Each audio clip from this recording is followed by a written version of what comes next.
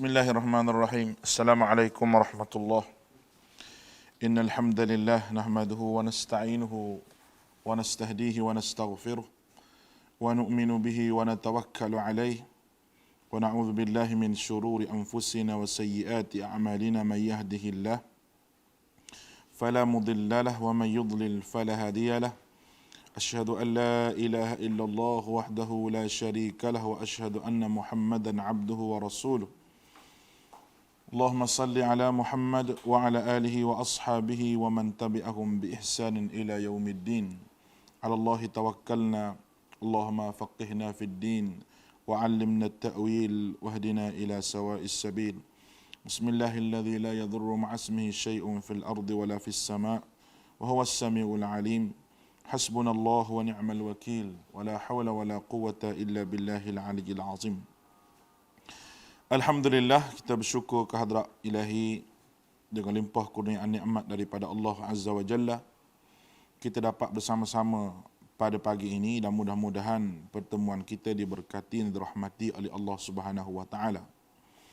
Tuan-tuan yang dikasihi oleh Allah, kita harapkan kita semua berada dalam limpah kurniaan dan jagaan daripada Allah Subhanahu wa taala dan kita berada di atas landasan yang betul yang bertepatan dengan syariat Nabi kita Muhammad sallallahu alaihi wasallam, dan saya harapkan supaya tuan-tuan semua berada dalam keadaan sihat walafiat bersama dengan keluarga yang tersayang, dan mudah-mudahan Allah Subhanahu wa taala memberi kekuatan lagi kepada kita untuk kita teruskan hidup kita, untuk kita teruskan program kita. Jadi pada hari ini kita sambung yang disebut pada kemarin, iaitu berkenaan dengan cara syaitan menipu daya manusia. Hari ini pada perkara yang 10, iaitu an-nazghu wat tahrish. Kemarin kita sebut iaitu taghyiru khalqillah, mengubah kejadian agama Allah Subhanahu wa taala,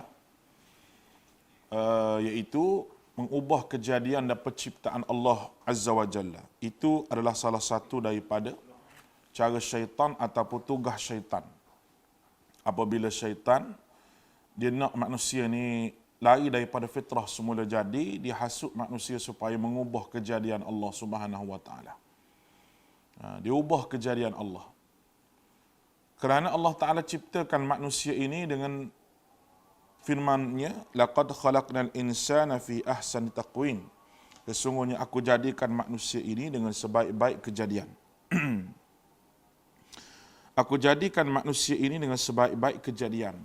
Maknanya apa? Tuan-tuan rahmati Allah, maknanya manusia ini sebaik-baik kejadian apabila manusia menggunakan peraturan, apabila manusia menggunakan undang-undang Allah Subhanahu wa taala untuk dia hidup sebagai seorang hamba Allah, maka dia akan jadi sebaik-baik manusia. Dan Allah Ta'ala sebut sebaik-baik manusia itu kuntum khaira ummah. Kuntum, kamu semua disebut sebagai khaira ummah, umat yang terbaik. Apabila kamu ta'muruna bil ma'ruf wa tanhauna 'anil munkar. Ta'muruna bil ma'ruf wa tanhauna 'anil munkar ni kita panggil buat kerja dakwah. Kerja mengajak manusia kepada benda yang baik dan mencegah kemungkaran. Ta'muruna bil ma'ruf wa tanhauna 'anil munkar wa tu'minuna billah, dan juga beriman kepada Allah Subhanahu wa taala. Manusia boleh menjadi sebaik-baik umat apabila mengikut garis panduan daripada Allah Azza wa Jalla. Baik. Allah Taala berfirman, qul li'ibadi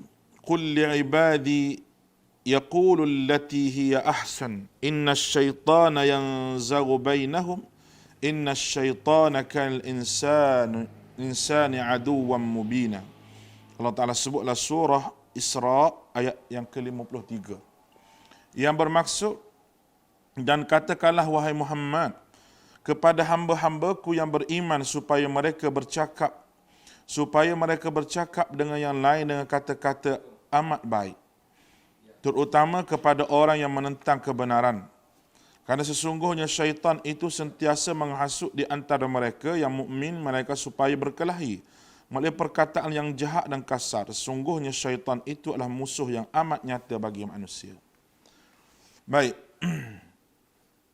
Sehubungan dengan hal ini, ikutilah sebuah hadis sahih daripada Abi Hurairah radhiyallahu anhu, didatangkan kepada Nabi SAW seorang lelaki minum arak. Baginda bersabda idribuh, yakni pukullah dia. Berkata Abu Hurairah, sebahagian kami pukul dengan tangan, dan ada pukul dengan kasut, dan ada yang pukul dengan kain. Maka setelah selesai dari itu, salah seorang dari mereka berkata, iaitu akhzakallah, yakni Allah menghinakan kamu. Rasulullah SAW bersabda, la taqulu hakadha, la tu'inu alaihi syaitan, yakni jangan engkau berkata kepada saudaramu seperti yang demikian itu, janganlah engkau sekalian membantu syaitan ke atasnya. Dan pada satu riwayat, la takunu auna syaitani ala akhikum, yakni jangan engkau menjadikan pembantu syaitan ke atas saudaramu. Hadis ini dalam Sahih Bukhari. Dan berkata Allah menghinakan kamu ini adalah sampai tujuan syaitan daripada saudaramu, di mana syaitan menghendaki supaya menghinakan saudaramu. Pada satu riwayat yang lain, walakin qulu Allahumma ighfir lahu Allahumma arhamhu, yakni berdoalah untuknya supaya Allah Ta'ala ampunkan dosanya. Wahai Tuhanku, ampunilah baginya. Wahai Tuhanku, curahkan rahmat kepadamu. Baik. Daripada kenyataan ayat dan hadis juga yang kita bawa tadi, menunjukkan kepada kita bahawa memang syaitan menggoda manusia supaya kita berkata benda-benda yang tidak baik kepada saudara kita. Hasil daripada perkataan yang tidak baik kepada saudara kita itulah yang menjadikan permusuhan di antara kita. Cerca, menyindir dan sebagainya, sebagaimana yang berlaku pada hari ini dalam Facebook. Kita tengok bagaimana kita menyindir, sindir kawan tu, kita sindir kawan ni, kita kata kawan tu, sampai ada satu akhta dipanggil, menghina tubuh badan orang. Body apa dia panggil tu? Satu akhta, iaitu menghina tubuh manusia. Kadang-kadang kita hina dengan perkataan yang tidak baik. Dan Nabi kita Muhammad SAW, Nabi suruh pukul kerana mereka tu buat dosa minum arak. Tetapi Nabi SAW tidak bagi kita kata, tidak beri kita kata Allah menghinakan kamu, semoga Allah Subhanahu Wa Taala melaknat ke atas kamu. Itu adalah larangan Nabi kita SAW. Kecuali dia memang musuh Islam. Dia memang musuh Islam yang membuat khianat kepada Islam. Itu pun kalau dia tu orang kafir tetapi dia tidak buat khianat kepada Islam. Kita hendaklah bina hubungan yang baik sebagai seorang manusia dengan dia. Itulah dibawa oleh ajaran agama kita. Dan agama kita sesekali tidak membenarkan kita semua melakukan perkara-perkara yang lebih daripada batasan sebagai seorang ilai manusia. Memang Allah Ta'ala memang suruh kita bercakap dengan bercakap yang baik. Bagaimana hadis Nabi lagi, Nabi sebut itu, man kana yu'minu billahi wal yawmil akhir, siapa yang beriman kepada Allah dan hari akhirat, falyakul khairan, hendaklah dia berkata benda yang baik, aw liyasmut, ataupun dia diam. Kalau nak berkata, biarlah berkata benda yang baik, ataupun dia diam. Diam itu lebih baik daripada berkata, sekiranya berkata itu dengan perkataan yang tidak baik. Oleh kerana itu hadirin yang dirahmati oleh Allah Azza wa Jalla, dalam bab ini, kadang-kadang kita tidak perhati apabila kita mengeluarkan perkataan boleh menyakitkan hati kawan kita, ataupun menyakitkan hati suami kita, ataupun menyakitkan hati isteri kita. Kita buat keluar satu perkataan yang mana dia terasa hati. Itu adalah salah satu daripada an-nazru wa tahrishu, iaitu hasutan supaya berkelahi dan berlaku rusuhan. Rusuhan ni maknanya berlaku mogok, berlaku tunjuk perasaan. Itu semua adalah salah satu daripada cara syaitan untuk menghasut. Apabila berlakunya rusuhan, apabila berlakunya tunjuk perasaan, saya kekacauan akan berlaku. Sebab itu dalam bab apa sahaja kita perlu ada garis panduan hak dia. Hatta kita berkelahi pun ada hak dia, kita bergaduh pun ada hak dia. Islam tidak membenarkan kita bergaduh lebih pada 3 hari. Jiwa manusia nak marah ni adalah Islam. Tidak boleh nak buang jiwa nak marah. Sesiapa sahaja ada perasaan nak marah kepada orang lain. Tetapi apa yang perlu iaitu kita bawa balik semula kepada agama Allah Ta'ala ni, iaitu kalau kita nak marah pada orang, berkelahi dengan orang, hanya 3 hari sahaja. Lebih daripada itu bukan ajaran sunnah Nabi SAW, tetapi itu telah termasuk dalam tipu daya syaitan yang menipu manusia. Itulah tujuan syaitan, supaya manusia hiduplah keadaan berbalah. Akhirnya manusia telah memutuskan apa yang dihubungkan oleh Allah Azza wa Jalla, itu wa yaqta'una bima amara Allah bih. Dia memutuskan apa yang disuruh oleh Allah Ta'ala, supaya Allah Ta'ala suruh gabungkan, Allah Ta'ala suruh hubungkan, iaitu silaturrahim. Silah makna perhubungan, rahim makna rahim ibu tu. Maknanya Allah Ta'ala nak bagi tahu kepada kita bagaimana kita ni satu orang panggil satu keturunan, satu rahim kita ni. Kalau kita keluar daripada rahim yang sama, buat apa kita nak bergaduh? Kalau kita keluar daripada rahim yang sama, apatah lagi yang kita bergaduh itu, yang kita berkelahi itu sama-sama Islam. Yang kita nampak dalam negara kita itu berkelahi dalam masalah politik begitu teruk sampai tak bertegur siapa. Sedangkan kita boleh bertegur. Kita hanya bergaduh dalam masalah pandangan dari sudut nak mentadbir sahaja. Macam mana kita nak buat. Tetapi kita jangan bergaduh sehingga caci, sehingga memaki, berkata-kata yang tidak betul, tulis dalam Facebook dan sebagainya, perkataan yang tidak baik. Itu semua adalah hasutan syaitan yang mari menghasut kita supaya kita berada pada keadaan yang selalu kacau bilau, yang selalu dalam permusuhan. Baik. Kemudian apa yang kita sebut di sini lagi, iaitu Allah Subhanahu wa taala ni, subhanallah, amat sedikit para pendakwah yang akan faham dengan fiqhud dakwah. Sebab apa? Sebab kadang-kadang kita tidak bersabar di dalam menghadapi ujian semasa membawa ajaran Nabi kita Muhammad sallallahu alaihi wasallam. Dan apabila kita rasa syaitan ni menghasut kita pada jalan yang rosak, kita sebagai seorang pendakwah yang bawa balik orang kepada agama Allah ni, kita kena la hawla wala quwata illa billahil aliyyil azim. Kita tidak ada daya upaya kecuali Allah Subhanahu wa taala yang menolong kita. Dan percayalah, dengan percakapan yang tidak baik, dengan menghina dan mengherdik, boleh menjadikan seseorang itu lari daripada dakwah. Oleh itu sesiapa yang tergelincir dalam jalan Nabi SAW dalam membawa dakwah ini, maka dia telah pun tersesat jauh daripada jalan yang sebenar. Yang pertama sekali, kita kena faham apa dia dakwah itu sendiri. Ramai orang boleh bercakap, ramai orang boleh beri tazkirah, tetapi tidak ramai yang boleh menggunakan dalil dan nas yang betul dalam menyampaikan hujah. Syaitan dia menipu pada ruangan ini, ruangan untuk memberi dalil. Dakwah adalah salah satu daripada kerja Nabi sallallahu alaihi wasallam. Kul hadhihi sabili ad'u ila Allah ala basirah. Kul, katakanlah, hadhihi sabili, ini jalanku, ad'u ila Allah, bawa balik manusia kepada Allah Ta'ala, ala basirah, di atas hujjah. Hujjah dan keterangan inilah yang menyebabkan manusia itu terpikat dengan dakwah ini.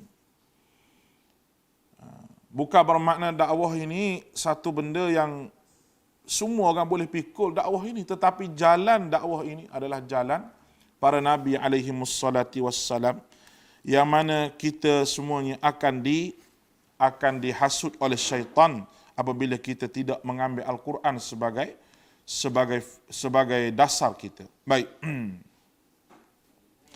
Sebab itu kalau kita tengok Nabi Yusuf alaihissalam,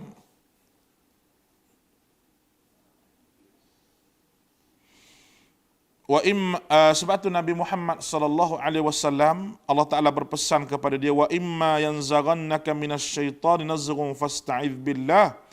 Dan jika engkau wahai Muhammad dihasut oleh sesuatu hasutan daripada syaitan, maka hendaklah engkau meminta perlindungan kepada Allah. Sesungguhnya Allah itu amat mendengar lagi amat mengetahui. Ayat ini Allah Taala sebut apabila kita hendak rasa bahawa syaitan itu nak masuk dalam hati kita nak buat jahat, maka cepat-cepat kita kata a'udzubillahi minasyaitonirrajim. kita minta berlindung dengan Allah. Kita tengoklah bagaimana perkataan Nabi Yusuf dah. Nabi Yusuf ni kalau nak kira adik-beradik dia buat pada dia la haula wala quwata illa billah. Tidak ada sebab kecuali kedengkian syaitan yang masuklah jiwa adik-beradik dia supaya jadi dengki satu sama lain. Dengki. Buang dalam telaga, duduk dalam telaga. Diambil, dijual oleh orang. Dijual jadi hamba, menjadi hamba kepada Menteri Keuangan. Pada ketika itu, bila menjadi hamba kepada Menteri Keuangan, duduk dengan Menteri Keuangan, last sekali kena goda. Bila kena goda, masuk dalam penjara, bila duduk dalam penjara, berdakwah dalam penjara, sehingga keluar penjara dan menjadi raja. Bila adik-beradik dia mari berjumpa dengan dia, Nabi Yusuf ni bila adik-beradik dia mari berjumpa dengan dia, la haula wala quwata illa billah. Allah Ta'ala punya cerita dalam Quran cukup hebat. Dia mari berjumpa, Nabi Yusuf kenal adik-beradik dia, tapi adik-beradik tak kenal. Tak kenal tu bukan apa, tak munasabah. Apabila budak yang dibuang dalam telaga ni boleh jadi raja, tak munasabah. Ingat ke tidak ada dah. Dia tengok, lama-lama Nabi Yusuf tengok adik-beradik dia. Cuma apa yang kita boleh ambil di sini apabila adik-beradik dia tanya Nabi Yusuf, qala hal anta Yusuf? Adakah kamu Yusuf? Qala ana Yusuf. Wa hadha akhi. Qad manna Allahu alaina. Wa man yattaqi wa yasbir. Fa inna Allaha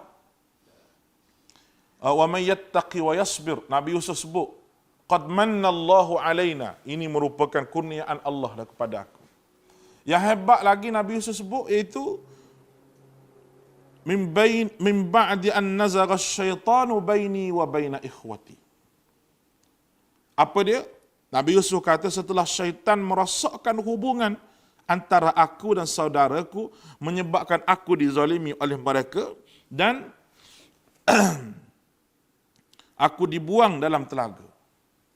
Maknanya Nabi Yusuf bila adik-beradik dia mari jumpa dengan dia, tidak ada satu pun Nabi Yusuf kata bahawa ni sebab kamulah dulu muka membuang aku dalam telaga. Dia tidak ungkit pun kes yang lepas. Supaya dia jaga perkataan dia, adik-beradik dia tak berasa hati. Begitulah apabila orang minta maaf dengan kita, kita tidak ungkitlah yang lepas. Kerana dia telah memohon maaf dan kita sebut bahawa bila dia memohon maaf, kita jangan sebut lagi hal lepas. Kita tak sebut dah hal lepas. Orang politik, dia tak baca kisah ni. Dia tak baca kisah ni orang politik ni. Nah, dia tak baca kisah Nabi Yusuf. Sebab tu apabila seseorang tu dah balik semula kepada jalan yang betul, bila dia berpolitik jauh, dengan politik-politik yang bukan daripada ajaran Nabi SAW, tiba-tiba apabila kawan ni balik semula, dia mainkan balik video hak lepas-lepas. Sedangkan benda tu benda yang salah. Orang politik tidak ada benda ni. Kalau dia buat baik pun dia ungkit. Dulu saya ni begini, dulu saya ni begini, rakyat tak kenal budi saya begini-begini. Itu orang politik. Orang politik yang tidak belajar sunnah Nabi SAW, hancur dia punya perbuatan. Tapi kalau orang politik menjadi seorang yang sebagaimana Umar bin Khattab, sebagaimana Abu Bakar Siddiq, sebagaimana lagi Uthman ibn Affan, sebagaimana Umar Abdul Aziz, mereka semua orang yang taat pada Allah Subhanahu wa taala, mereka hidup dalam landasan agama yang betul dan mereka bawa pemerintahan di bawah acuan yang betul. Maka dia menjadi seorang ahli politik yang mana kerja politik dia itu boleh membantu dia dalam syurga Allah Subhanahu wa taala. Banyak pahala Tuhan bagi pada orang politik kalau dia ikut kehendak Allah. Sebab dia penguasa, sebab dia yang buat undang-undang, sebab dia yang membuat dasar. Setiap dasar dan undang-undang yang dibuat oleh orang politik menentukan bagaimana gaya hidup rakyat itu nak hidup macam mana, di bawah landasan mana. Dan kalau dia berjaya mendidik rakyat dia menjadi seorang hamba Allah Ta'ala, banyak pahala Tuhan bagi pada dia kerana dia ada kuasa dan dia menggunakan kuasa tersebut ke arah jalan yang betul. Nabi Yusuf tadi, apabila saudara dia minta maaf dengan dia, dia tak salah saudara dia, tapi dia kata apa? Min ba'di an nazagha syaitan. Syaitan yang buat kamu jadi begini dan kita menjarakkan hubungan aku dengan kamu, baini wa baina ikhwati, di antaraku dan di antara saudaraku. Itu perkataan yang dikeluarkan oleh Nabi Yusuf alaihissalam. Oleh kerana itu, tuan-tuan yang dirahmati oleh Allah, begitulah penegasan Nabi SAW, inna iblis qad ya'isa an ya'buduhu al-musallun walakin fit tahrishu bainahum. Itu sesungguhnya hadis ni Allah Ta'ala sebut, Nabi SAW sebut dalam Sahih Muslim, sesungguhnya iblis telah putus asa daripada bahawa beribadah kepadanya oleh orang yang mengadakan solat. Akan tetapi syaitan tetap mengadakan rancangan untuk berkelahi dan memecah belahkan antara mereka itu. Iblis apabila seorang hamba Allah melakukan solat, dia jadi putus asa. Bila orang itu beribadah kepada Allah, dia menjadi seorang yang putus asa, tetapi dia tidak putus asa dia tu tidak, orang panggil, tidak berhenti setakat tu. Dia akan buat rancangan jahat supaya bergaduh sama sendiri. Kita tengok hari ni, bergaduh ni bukan di pasar, di masjid pun bergaduh. Bergaduh ni bukan di pasar bergaduh tu. Saya rasa di pasar tak bergaduh macam masjid bergaduh. Masjid dia bergaduh sakan. Orang suruh ikut garis panduan, dia tak ikut garis panduan. Sebab apa? Sebab syaitan duk bisik ke dia. Dia ikut syaitan, dia tidak ikut Nabi SAW. Lagi kuat syaitan di masjid ni, lagi kalau syaitan di pasar tu pangkat korporal je, syaitan di masjid ni pangkat sarjan. Sebab apa? Tujuan dia nak pecah belah. Pecah belah. Macam mana kita dengar masjid bila tukar jawatan kuasa, dia tahu dia nak tukar tu, habis duit masjid dia buat lagi. 1 sen pun tak tinggal. Tu kepala syaitan besar sekali tu. Sebab apa perkara ni berlaku ni? Sebab syaitan mari, walaupun dia tu semayang, okey dah. Kira-kiranya syaitan putus asa dah bila dia buat amal ibadah tu. Tetapi syaitan boleh masuk lagi dalam jiwa dia dengan cara berpecah belah. Dengan cara pecah belah. Carilah masjid atas muka dunia ni. Kalau kita cari satu masjid, kalau kawasan kita perlih ke mana ke, ya tidak ada pergaduhan. Mesti ada. Orang tak puas hati dengan tu imam lah. Tak puas hati dengan Tok Bilal lah, bendahari pun berada hak kedekut sangat buat masjid, pergi duit masjid macam duit mak bapak dia, tu masalah juga. Tak, bila duit masjid ni, gunakan untuk masjid. Gunakan untuk masjid dan imarah masjid. Tapi dia rasa macam syok tengok duit banyak masjid. Bila kita kata buatlah program, dia ni jenis cengeng, dia pun marah orang. Biar duduk situ, dia kata, mati kan gitu. Tu orang panggil kesilapan dalam mengurus masjid, yang mana syaitan telah masuk campur dalam bab tu. Baik. Kira-kiranya semayang tu boleh cegah dah. Tetapi apabila syaitan tidak berputus asa, dia akan goda lagi manusia, dia akan goda lagi sehingga berpecah belah sama kita. Baik. Yang ke-11, wa'dun ghurur. Perjanjian dusta dan tipu daya dengan cara menggalakkan bakhil dan membazir. Ayat Allah Ta'ala dalam surah Al-Baqarah ayat 268, Asy-syaitanu ya'idukumul faqra wa ya'murukum bil fahsya wallahu ya'idukum maghfiratan minhu wa fadla wallahu wasi'un alim. Syaitan itu selalu menjanjikan kepalsuan dan menakutkan kamu dengan kemiskinan jika kamu bersedekah dan menderma. Dan sebaliknya syaitan menyuruh kamu mengerjakan perbuatan keji seperti bakhil, kedekut dan maksiat. Dan manakala Allah menjanjikan kamu dengan keampunan dan kurniaan kelebihan daripada sisinya menerusi amalan sedekah dan kebajikan, dan Allah itu amat luas pengetahuannya lagi amat mengetahui. Baik. Daripada ayat ini kalau kita tengok, Allah Ta'ala sebut syaitan ini dia janji yang palsu. Ayat ini kalau kita tengok ada dalam surah Ibrahim berkenaan dengan khutbah syaitan. Syaitan akan berkhutbah, diberi oleh Allah Ta'ala, diberi peluang untuk berucap di hari akhirat. Di saat manusia tidak ada seorang pun diberi untuk berucap di negeri akhirat, syaitan boleh tauliah masa itu. Syaitan sebut, wa qala asy-syaitanu lamma qudiyal amru. innallaha wa'adakum wa'dal haqq wa wa'adtukum fa akhlaftukum. Itu perkataan syaitan sampai ke habis ayat tu. Ama kana li alaikum min sultan illa an da'utukum fastajabtum li fala talumuni wa lumu anfusakum. Ma ana bimusrikhikum wa ma antum bimusrikhi. Inni kafartu bima asyraktumuni min qabl.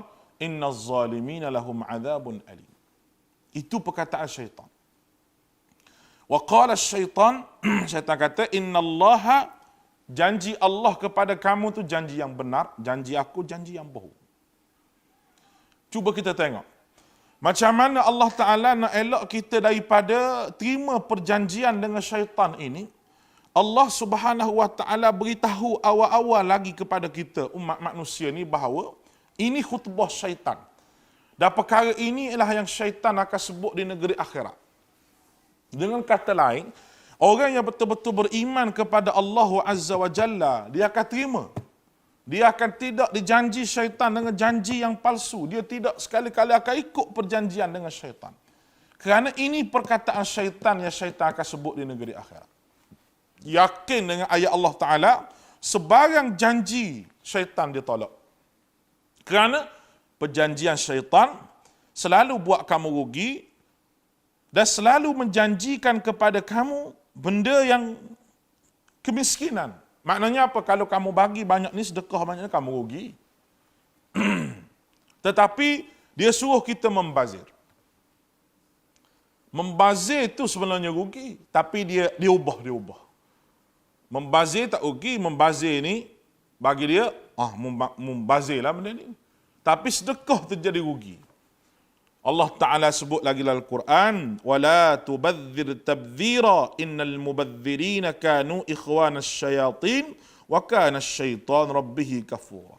Dan janganlah kamu membazir harta bendamu sampai melampau, kerana sesungguhnya orang yang membazir itu saudara bagi syaitan. Allahu Akbar. Orang membazir itu saudara bagi syaitan. Hidup dalam keadaan membazir, walaupun semayang, syaitan itu saudara bagi dia. Teruklah saudara bagi syaitan ni. Kalau kita kawan biasa, sahabat biasa ni rasa tak rapat lagi, kalau saudara mara tu rasa rapat. Maka begitu rapatnya syaitan ni, Allah Ta'ala kata dia tu menjadi saudara kepada kamu. Kamu duk jadi saudara pada dia. Ya'iduhum wa yamunnuhum wa ma ya'iduhum asyaitanu illa ghurura. Tuhan sebut lagi dalam surah An-Nisa ayat 120. Syaitan itu memberikan janji-janji dan angan-angan kosong kepada mereka.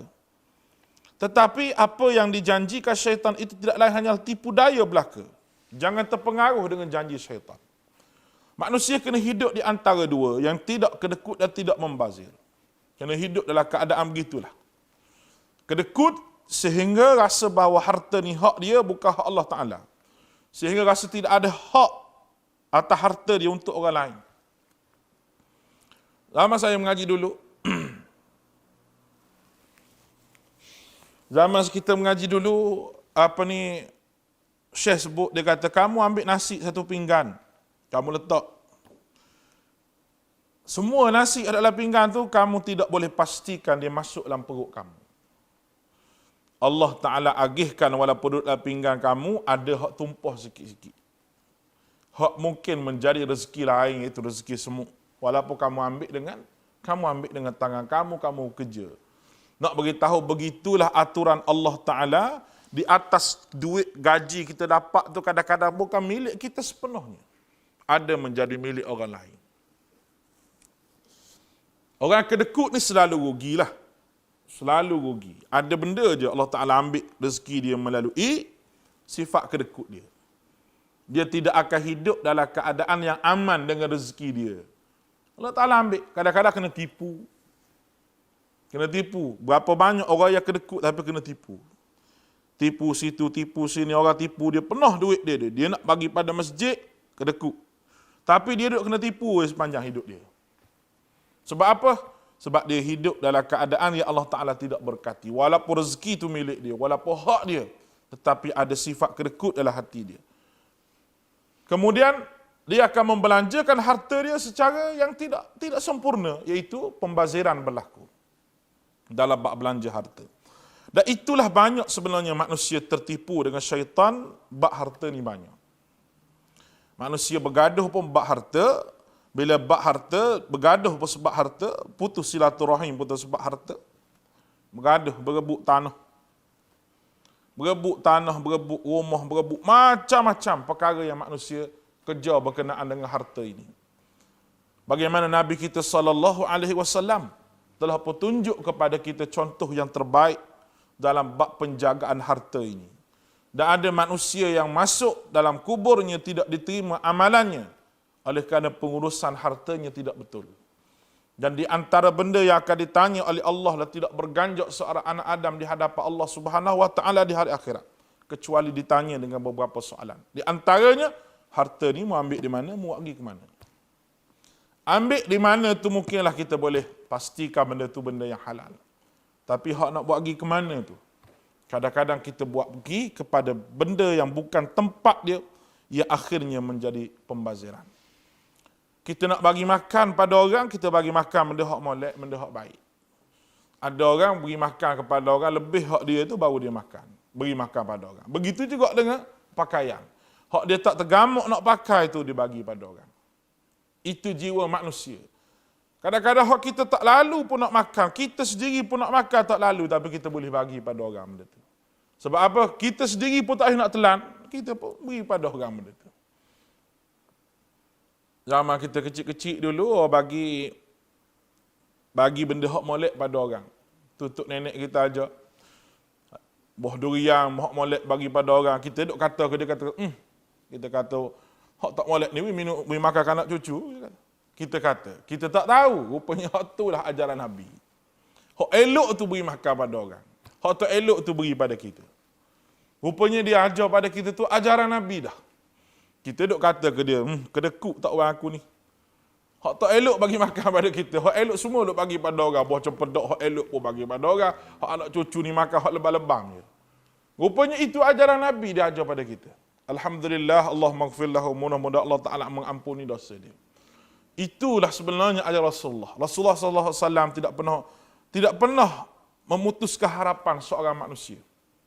Tidak pernah sama sekali. Sehingga Nabi kita SAW tunjuk contoh yang terbaik sekali.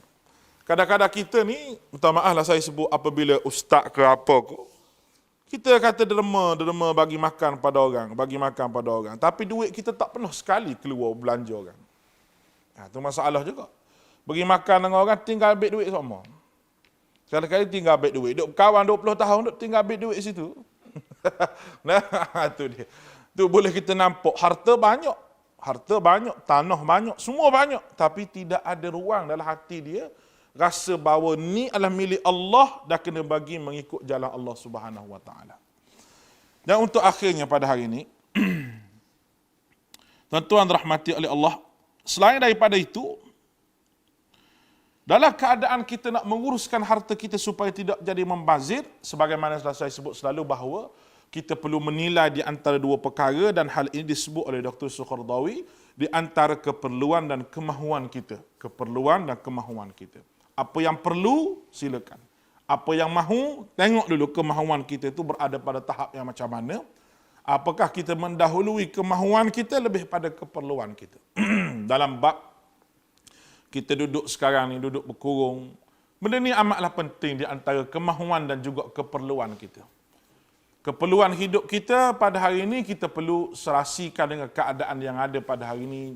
Makan kita dan sebagainya, jangan terlalu mewah dan sebagainya. Sebab kita tak tahu lagi apa yang akan berlaku. Kita sentiasa duduk dalam keadaan berjaga-jaga. Dan insya-Allah mudah-mudahan Allah Ta'ala memberkati kita pada pagi ini. Saya tak ambil masa yang banyak pagi ini, sebab 45 minit, 35 minit cukuplah. Untuk sama-sama kita tengok apa dia tipu daya syaitan. Dan ada lagi, lebih kurang dalam 4 perkara lagi, apa yang disebut sebagai tipu daya syaitan. Kita telah ambil 2-3 perkara pada hari ini. Dan jangan kita jadi orang yang ditipu daya oleh syaitan dengan janji-janji yang kosong ini. Aqulu qawli hadha wa astaghfirullahal azim li wa lakum wa fawwidu amri ila Allah innallaha basirun bil ibad. Wassalamu alaikum warahmatullahi wabarakatuh.